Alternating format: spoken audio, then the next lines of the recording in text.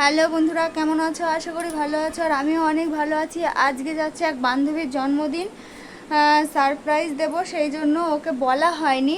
তো চলো কিভাবে সারপ্রাইজ দিই, তোমরাও সাথে থাকো। ঠিক আছে, টাটা, চলো।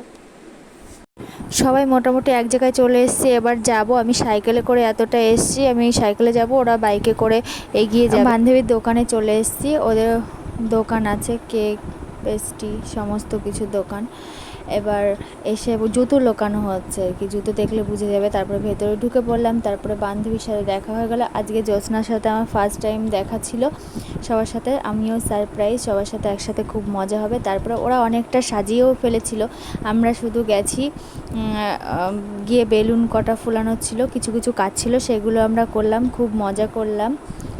তারপরে এরকম যদি মাঝে মাঝে কোনো বন্ধু বান্ধবীদের এরকম সারপ্রাইজ দেওয়া যায় তাহলে কিন্তু খুবই খুবই ভালো লাগে। দেখো বেলুন ফুলাচ্ছিল, অন্যমনস্ক হয়ে ফুলাচ্ছিল, কিন্তু আমি যে ভিডিও করছি বুঝতে পারিনি। তারপরে একটু ঢং করছিল। তারপর সবাই মিলে অনেক মজা করলাম, আনন্দ করলাম, কথা বললাম। এবার বার্থডে গার্লের জন্য আমরা অপেক্ষা করছি, কিন্তু সে এখনও এসে পৌঁছায়নি। আমরা বোর হচ্ছিলাম অনেকটা সময়, আমরা নিজেরা বসে রয়েছি যে কখন আসবে কখন আসবে। তারপর দাদাকে দিয়ে বলানো হলো যে আসতে বলো দোকানে একটু, যেহেতু ও কিছু জানতো না, সত্যিই জানতো না একদমই। তারপরে আমি ক্যামেরাটা অন করে রেখেছিলাম, সবাই বুঝতে পারলাম যে এসছে।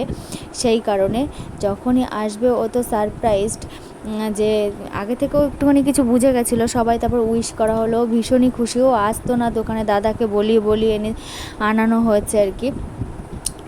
এরকম কারা কারা এরকম সারপ্রাইজ দিয়েছো আজ পর্যন্ত জানিও, আর কাদের ভালো লাগলো ভিডিওটা অবশ্যই একটা লাইক করো, কমেন্ট করো, শেয়ার করো। বাই টা।